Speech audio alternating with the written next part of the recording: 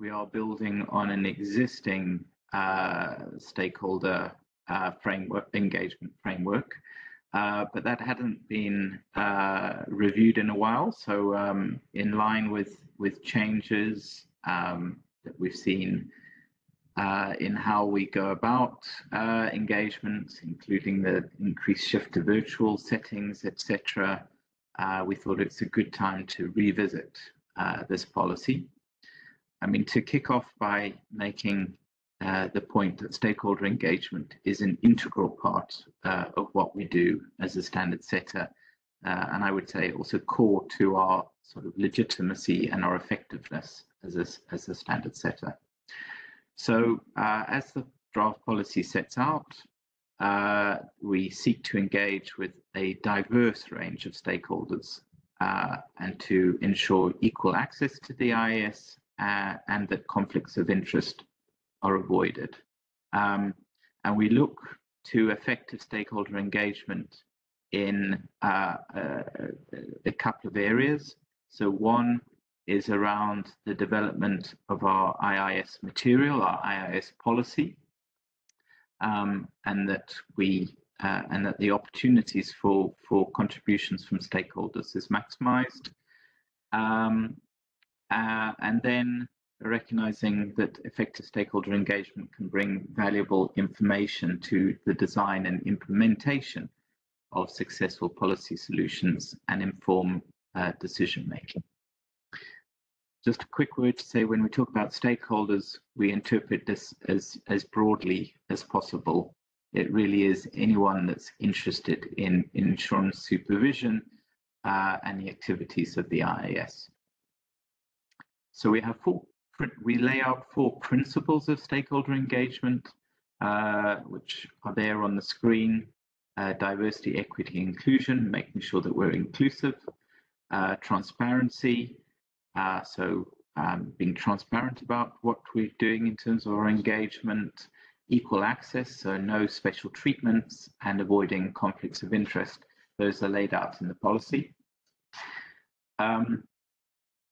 And we look to stakeholder engagement for a couple of things. So one is around helping us identify, assess, and respond to evolving risks in the insurance sector. So that's what we refer to often as our high-level goal 1, the assessment of trends and vulnerabilities.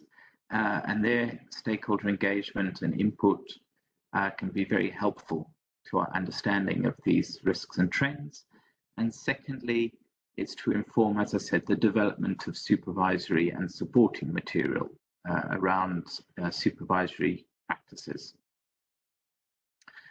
We talk a little bit about in the policy around the types of transparency that we already have in place on this. So it's our digital communications, then our key publications that set out our plans for our work, so our strategic 5-year strategic plan, and then our annual roadmap, and then of course our meetings and events are a big part of this engagement and transparency as well. I mean, the types of stakeholder engagement we do are covered in the document as well, and you'll see those range across a variety of types of engagement, and not limited to, but including our bilateral engagements, our consultations, our conferences, dialogues, events, and public webinars. And in all of these areas, we would seek to be transparent. That would, for instance, include on our bilateral engagements as well.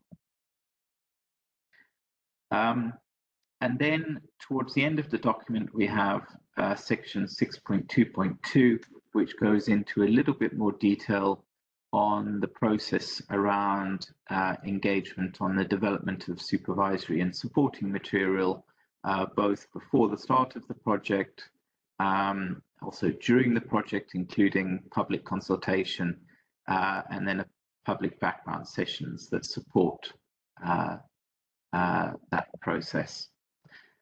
And then key at the end is these are the questions that we've posed as part of the consultation and which we would look to you for your input on.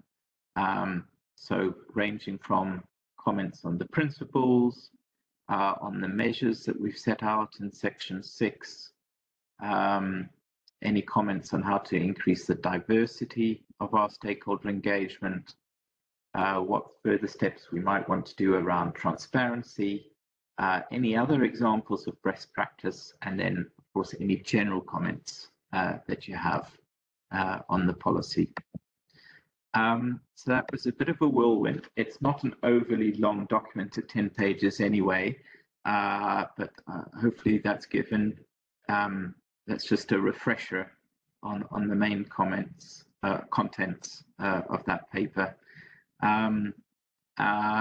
But really, I think before we get into the questions and comments, just to again emphasize that we are doing this now, and this consultation on this policy, because if anything, I think stakeholder engagement has always been an important part of the IS, but we see it as an increasingly important part as we go forward, particularly as we are looking to progress, I guess, from a very much a standard setting environment focused on some key reforms to one in which we're really looking to how do we implement and put those into practice. And I think there's a lot of room for collaboration with stakeholders as we move into that next phase. So a good time to relook and refresh our stakeholder engagement and consultation policy.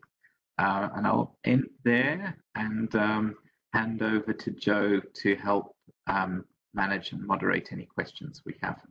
Thanks, Jonathan. So for anyone who would like to ask any questions, please feel free to raise your hand using the raise hand button, or type in the question into the chat function. Once you raise your hand, Zoe will be able to take you off mute so that you can ask a live question. So please feel free to raise your hand or to put a message in the chat box. So Jonathan, we don't have anything as yet. So hopefully we'll have something shortly. Bernie, so if you could take Bernie off mute, that would be great. So go ahead, Bernie. Hopefully you should be audible now. All right. We can hear you. Thank you. Great. Thank you for holding the session, and thank you for your embrace of stakeholder participation. 2 questions. The first is, what are some examples of the conflicts of interest you are trying to avoid? And the second is, could you summarize any major differences between the proposed engagement policy and current engagement processes? Thank you. Good. So we have another question as well. Maybe we take it. Sounds good. So Morgan Fully Love, Zoe, if you could unmute that line as well. Moreg, sorry. Thank you. Thank you. Good morning. I like Bernie's questions, so I don't want to in any way discourage answering that. But I did have a specific question I know we've raised in the past. It goes to, I think, the equal access point, which is we have repeatedly sort of asked about lists of members of the various committees, and I recognize that the new org chart is very helpful, and it's nice to have the links. But I had 2 suggestions about that. One in terms of people feeling at how they can get to the committees. So one is we don't link the staff with their email on the org chart. So you can cross-reference it through the very fine reports that are in the newsletter, which is great. But if we're talking about sort of ease of access or people knowing, if you look up a certain committee, then you really have to go back to the newsletter, figure out who the staff is and what the staff email is for the contact. And secondly, we really still do not know who is on the various committees unless you're a pretty close follower of the IIS activities. Having asked this before, I'm beginning to think that there's a reason people don't want to be listed, and I would really like to understand why that is a problem for the IIS members, and because it would be very helpful if you have an issue that you'd like to discuss to know who the representative from your jurisdiction is, if you're a stakeholder, to contact about some of those issues. So just a general point of access to the committee structure and the content and how to reach the staff.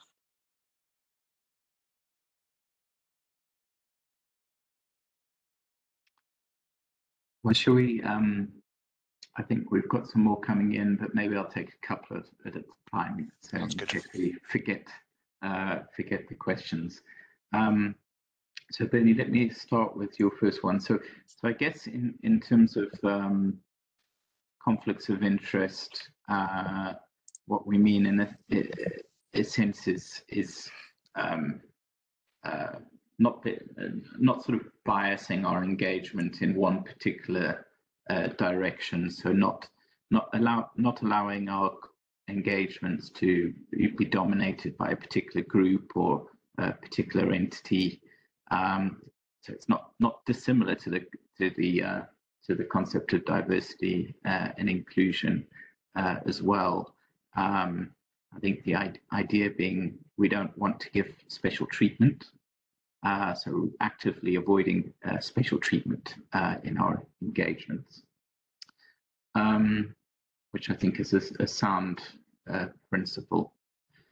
In terms of the main differences, I don't think there are a lot of differences, because what it has been in a way is a sort of cleanup of what was previously a sort of set of documents, and those documents sort of resulted in a sense from a process which meant, when we looked at things again a few years later, we had a sense that there was a lot of detail there, which was probably better dealt with in a sort of implementation of the policy rather than the policy itself.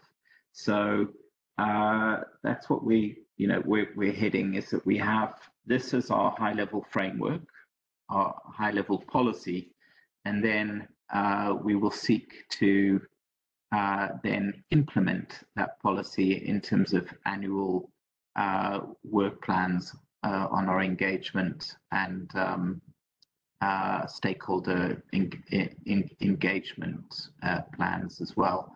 So, for instance, there's general principles here about diversity and inclusion, but as you know, we also have some more specific plans around how we would want to be increasing our engagement with consumer representatives, and particular sort of processes and plans about how we do that. And then on Morag, so this is, and I know, Morag, you're probably getting tired of asking the question. I know it has been raised a few times previously as well, and we haven't forgotten it. It's an issue which is still under active consideration. I mean, I personally think we should look to see whether we can't have something more helpful on our website in terms of explaining the Secretariat staff support for various groups. So that's something we're looking at the moment. I mean, you ask, what is the issue? I think the issue is somewhat, how does this intersect with sort of data privacy issues, and that's a question that has been raised in the past. And as you know, there have been developments in that space, particularly in Europe, around the GDPR. The BIS, which is our host, has also implemented changes in their data privacy policy. So we're working through how these two objectives intersect and what would be a reasonable way forward, but recognizing your ask as well. So Jonathan, we have some more questions. So first one that came in was from George Brady, referencing the consultation on the SPFO and asking whether there'll be real-time engagement on the SPFO prior to finalising our considerations. George asked a few more questions, but we actually had a few more people that came in first. So perhaps I've thrown that one out for George, and perhaps if we have Robert now, and then you can answer both of those together. So if you'd like to unmute Robert, and we'll come back to George's ones after this group. Go ahead, Robert. Hey, yes, Robert Neo with the American Property Casualty Insurance Association. First, thank you for the session, guys, and also wanted to thank you for the extension on responding to your strategic plan. A lot to go through there and discuss with members, so we do appreciate a little more time on that.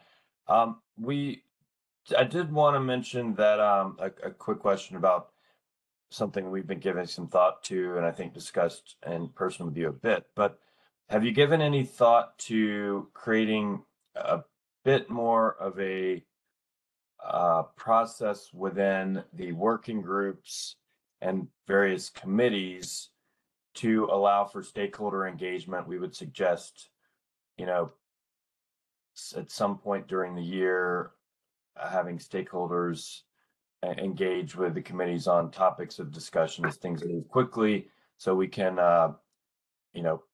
just be aware and influence discussions as they're evolving, and wanted to just suggest that and pose that question for you to consider. Thank you. And I would just say one good example is an engagement with respect to DEI, where JIFIA representatives met with the IIS, and it was a very useful discussion. So thank you. No, great. So first, let me start with George. Hi, George. Good to see you. Well, to interact virtually. Thanks for the question. So yes, I mean, on our SPFO, our strategic plan, this will be a very important area for stakeholder engagement as we develop our thoughts there. So we've done if you like, the first step in that regard, which was the survey that we're doing with our stakeholders that went out last month, and we'll get the feedback on that. And thank you very much in advance for those of you who are busy preparing that feedback. And then we will have a sort of very initial discussion at the EXCO level in September on the basis of the feedback from the stakeholder survey, but also an earlier member survey. But I stress that's an initial discussion, not a decision-making meeting. Then we will essentially have an opportunity between September and an end target date of mid next year, so June 2024, to actually develop and finalize the plan. So yes, there will be plenty of opportunity for more stakeholder engagement on the strategic plan as we develop it between September this year and June next year. I checked with the team, but I don't think the exact form of that engagement has been proposed yet, but I think that's one of the issues we would be discussing in September with the EXCO. But yes, the short answer is yes, we need to do that. And then Robert, good to hear from you as well, of course. And I think you raise a good point. I mean, if I look at the document, we have touched on that on page 6, where we talk about the engagement we do around developing our supervisory and supporting material, where we talk about the benefits of what we call engagement sessions. So, for instance, through a stakeholder engagement webinar or by inviting experts to present at our subcommittee or working group level. And I think there are real benefits to that. I mean, as you know, at the moment, essentially there are no barriers to that. It really is up to the chairs and the vice chairs of the subcommittees to do as much as that as they like, and to make use of the benefits of doing that. And we, as you note, we certainly have seen a fair bit of use of that amongst some of the subcommittees. I suppose one question is whether we should talk a little bit more about this being a sort of encouraged practice across the subcommittees. I mean, my personal view is there are a lot of benefits to having that type of engagement early on in the stages of projects and in the development of our supervisory and supporting material. But that may be one of the areas that you want to comment on in the consultation. Thanks, Jonathan. So next we have Dave Schneider, and then we have George on audio as well. So if you could just unmute Dave Schneider, that would be great. Thanks. Go ahead, Dave. Thank you very much for this effort to review the consultation policies and the good faith effort that IIS has always made and is particularly being made now with regard to stakeholder engagement. My colleague Robert Neal really asked one of the major questions that I had in mind, and I want to thank you for the very thoughtful response. Other kinds of suggestions for how to best sort of have a dialogue. I think fundamental to transparency is a two-way sort of dialogue, if you will, with stakeholders. A couple of things that have worked in the past is in an emerging issue, questions are asked, and stakeholders that have taken the time to respond then have the opportunity to address in a virtual or in-person session with the key decision makers the questions and answers that are provided. And that is one of the examples in the past that seemed to work really well. Another example is inviting people with differences of opinion. I recall a session with the market conduct working group where Bernie and I and others were invited, and I thought it was a very, very constructive and positive way to have all the different views in front of the decision makers at the same time. So those are just a couple examples of how to further expand the work. And of course, roundtables are yet another example. Finally, the only other comment that I wanted to make about diversity, equity, and inclusion is it needs to be a key priority, but it's also an issue of making sure that we're including all elements of the insurance industry in decision making, the largest companies, the smallest companies, producers, et cetera. That's a key part of diversity, equity, and inclusion as well. So just a couple suggestions to follow up. And really to end where I began, the real strength of this organization from the beginning has been its leadership in its conversation and dialogue with stakeholders. And as a result, we feel that the end product of IIS work tends to be of the very highest quality, not only in theory, but in the ability to actually put it in place by all stakeholders. So thanks again for the opportunity to make a couple of comments, to provide some suggestions, and really underscore the value of early dialogue with the working groups, and something perhaps in the middle, if you will, between the initial session when a proposal comes out and the final session where comments are reviewed. It seems that somewhere in the middle there might be some value for some sort of a dialogue on major papers and developments. So once again, thank you for the for this and for all the work that IIS does and its transparency. Thank you. And then the next question is from George Brady. So Zoe, you should, perfect. So go ahead, George. Hi, can you hear me okay?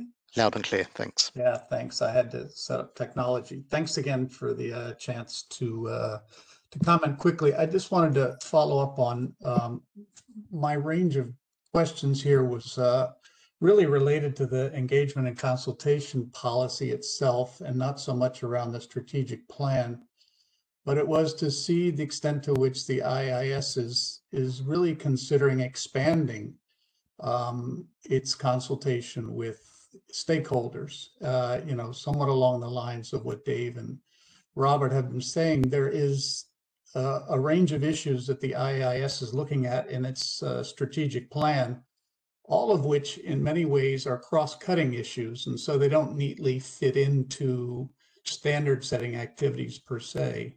So the ability to have an ongoing dialogue with stakeholders, I think, is growing in importance for the IIS. And somewhat consistent with what Dave mentioned in terms of a diversity of views, to be honest, I think if you look at the way that the global seminar, most recent global seminar played out, it really was a range of different views on really cutting edge emerging topics. So the task of the IIS as a standard setting body is getting more and more complicated.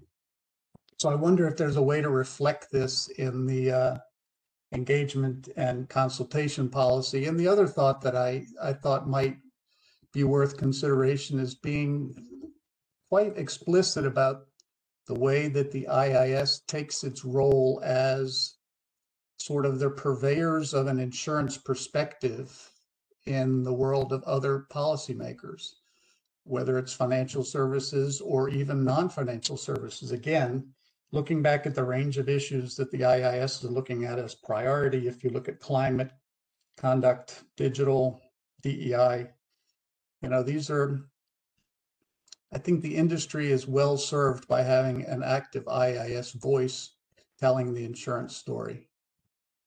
And I'll leave it at that. Thanks again. Over to you, Jonathan. Let me take those and Dave, first of all, to say thanks very much for those suggestions, and we very much appreciate you following up on that in writing, and thank you for the very active and constructive engagement that we've always had as well. I think all of those are good points, and a bit to what I was saying earlier around this being the sort of framework policy. But I do think there is room perhaps to developing some sort of guidance on good practices around how to put many of these policy elements into practice. So I agree that sort of area between the start of the project and the end of the project, what are some of the good practices we can consider to maximize the benefits of stakeholder engagement during the development process. I think we'll certainly look at that. And George, on your side, you touched on a very good point, one that we've already started discussing in the context of our strategic plan debates, I mean, I think this is also reflecting developments in the insurance industry, where certainly we hear from insurance executives about how they are spending a lot more of their time on issues which are perhaps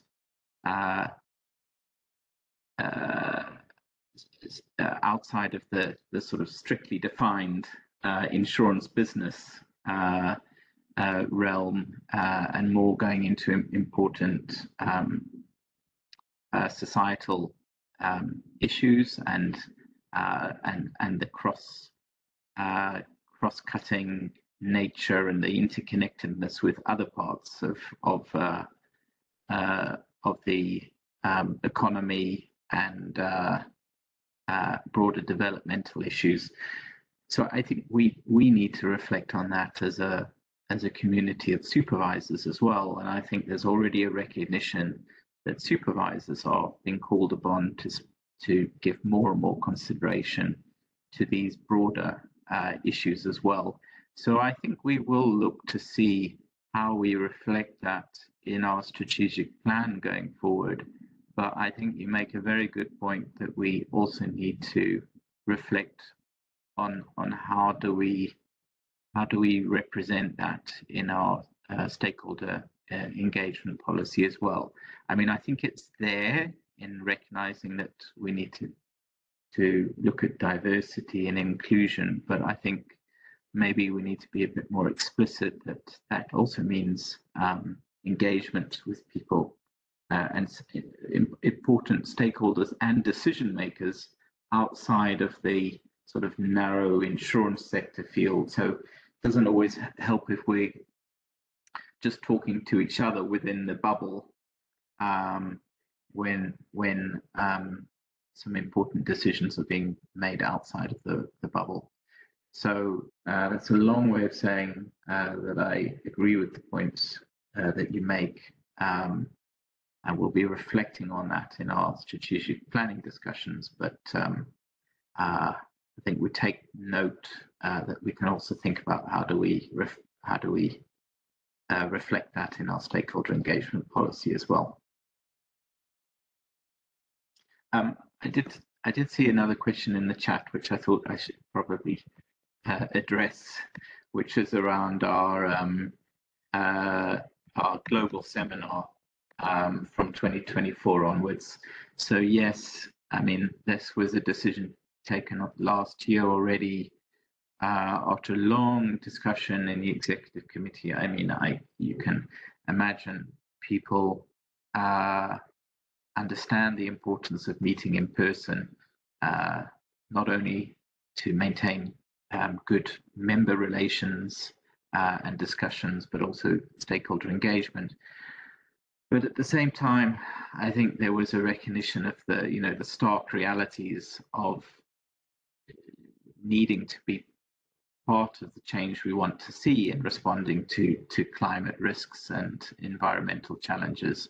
So in the end, there was a decision that the right balance is to move to one in-person stakeholder engagement hosted by the IIS per year, and to supplement that with a virtual global seminar from next year onwards. 2 points on that. One, I mean, we will be working very hard to think through ways in which we can make the virtual seminar as engaging as possible, and to get to as many of the outcomes that you get from an in-person meeting as possible. So Joe has been tasked with thinking very creatively around that. I mean, one thing's for sure, we're not going to have the same program just done virtually. I mean, we're not going to have like a day and a half of solid panels and so on. We need to think through how do we leverage technology to get the best sort of conversations and dialogue. So that's the one point. The other point is, I think there is also room to see whether we can leverage on other opportunities for in-person stakeholder engagement, which is to say there are other events, not necessarily organized by the IIS, that happen around the world where I know many of you attend, and many of our members often attend, and maybe we can see if we can make better use of those to also have some engagement on IIS issues in person at different points in the year. So already, for instance, we're looking at the NEIC International Forum, which happens every year in person, whether there's room to build on that. There's events that happen in Europe, events that happen in Asia.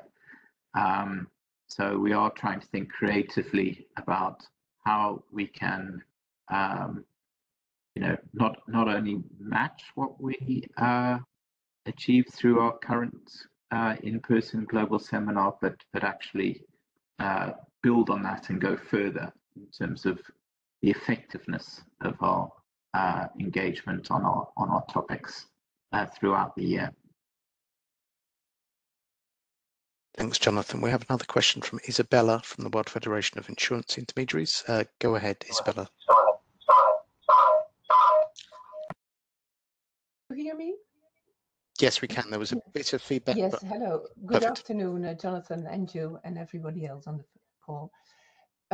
Would it be possible to have access to the subsequent drafts of the supporting and supervisory material so that we are not confronted with an almost final draft version at the moment of the public consultation?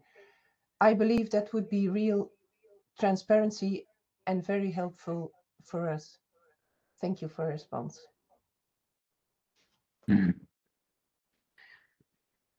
Well, okay.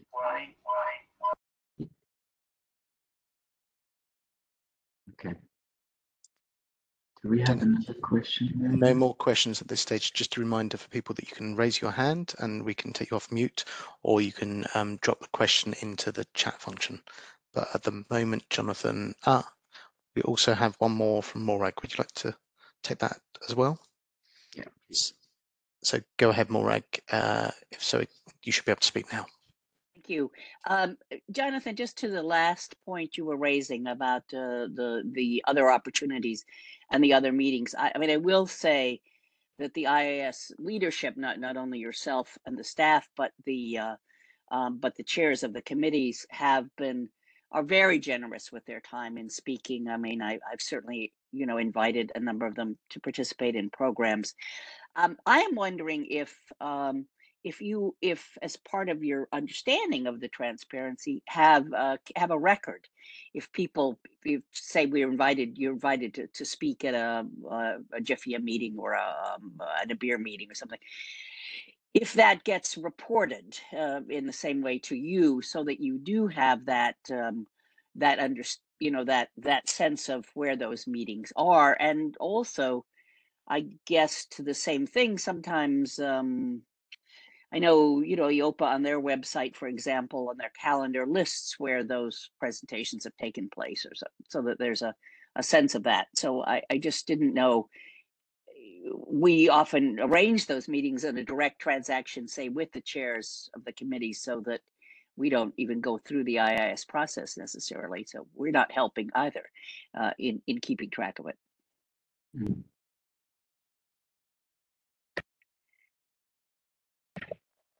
Right. Let me cover those two off. So, Isabel, on that, I would say that that's not the idea of sort of sharing interim versions is not something that's currently envisaged in our internal policies and procedures, and that's not really changed in a while. I think it's always a fine balance between engagement and consultation, but also allowing our members the space to, to progress the work in a way where they feel within a space where they have got room to debate and develop without facing too many different demands in terms of publications and so on. So it's not something we've thought about. I think I do like the idea that was raised around perhaps during the process there are particular areas where the subcommittees, the working groups are grappling with a bit more than others, and maybe using some targeted questions to assist with that. But in any case, I think thanks for the comment, and let's feed that into the system for consideration. And then Morag, actually maybe I'll ask Joe to speak a little bit around some of the sort of enhancements in terms of the transparency and speak to the point you raised. Thanks. Thanks, Jonathan. As a basic, I would do a shameless plug for our LinkedIn channel, where whenever Jonathan or Vicky or members of the management team are speaking, we promote those on there, and also normally do share the recordings afterwards. More broadly, we will be starting a disclosure regime which will list anyone that either the chair or the secretariat have engaged with on IAS business. So this will include bilaterals, speeches where it's kind of a conference, all of these type of public webinars, and all of the committee engagement in terms of there is already committee engagement where groups come and speak to committees based upon the kind of topics that they're looking at the time. So we will be moving to quarterly disclosure of those meetings. Lots of that is already reflected in the newsletter, but we thought the transparency there in terms of having a dedicated part of our website that discloses those would be useful. So it's all there in one place and is very transparent. But happy to take any more questions on that. And just a reminder, if you want to ask a question, you can raise your hand or put a message in the chat. At the moment, Jonathan, it doesn't look like we have any other questions.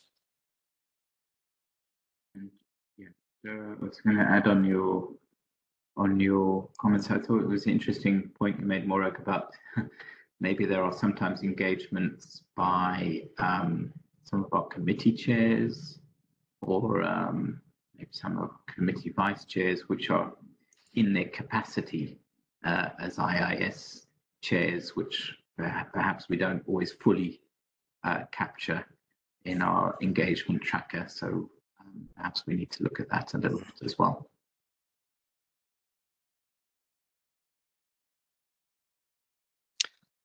So unless there are any other questions, I think this might be our opportunity to wrap up.